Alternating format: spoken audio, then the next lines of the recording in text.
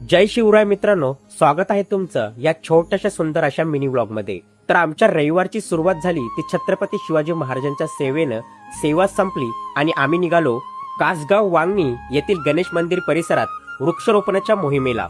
कासगाव येथे पोहोचल्यावर आमच्या संघटनेचे सभासद राकेश टेंबे यांच्या घरी नाश्ता केल्यावर आम्ही निघालो गणेश मंदिरात। मित्रांनो, मंदिर अतिशय सुंदर आणि निसर्गाच्या सानिध्यात नटलेलं होतं। मंदिरात आरती झाली आणि मग सुरू झाली वृक्षारोपणाची मोहीम। आणि हे फक्त झाड लावणं नव्हतं, तर भविष्यासाठी एक श्वास जपण्याचा प्रयत्न होता। आणि या मोहिमेला एक भावनिक बाजूही होती।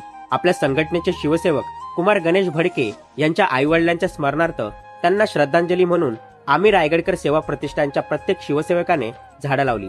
बरं, ह्यात आमचे चिमुकले सभासद सुद्धा होते। काही माणसं आपल्यातून निघून जातात, पण त्यांच्या आठवणी झाडांसारख्या कायम जिवंत राहतात। वृक्षारोपण पूर्ण झालं आणि मग सुरू झालं वनभोजन। रस्त्यात दिसणारे डोंगर, निसर्ग आणि धबधब्यांचे ते सुंदर क्षण, जणू निसर्गच आमच्या स्वागतासाठी उभा होता। एकाच ताटातले घास नसले तरी भावना मात्र एकाच कुटुंबाच्या होत्या। हास्य, गप्पा, आठवणी आणि सोबत आपल्या माणसांची साथ। कधी कधी अशा क्षणांमध्येच आयुष्याचा खरा आनंद लपलेला असतो। अखेर दिवस संपत आला, पण सोबत घेऊन चाललो होतो काही सुंदर आठवणी, काही नवे अनुभव आणि अनेक हसरे क्षण। आज आम्ही फक्त झाडं लावून परतत नव्हतो, तर भविष्यासाठी आशेचे काही